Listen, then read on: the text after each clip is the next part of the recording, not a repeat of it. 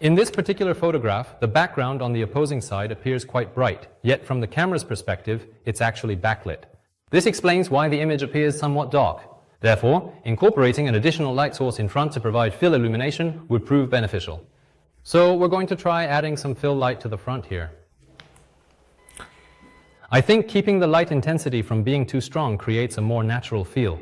So I'll attempt to capture it such that the bright light emanating from behind gradually wraps around and softly fades into a darkened effect, creating a gentle, nuanced gradation. So the backlight over there was at 1/4 power, but for this light I will greatly reduce its output to 1/16 and then proceed with taking the photograph.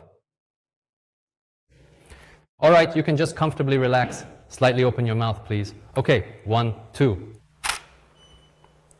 Excellent. Now, as you can observe, the areas that were previously in shadow have been filled in, resulting in a significantly improved overall aesthetic and impression of the photograph.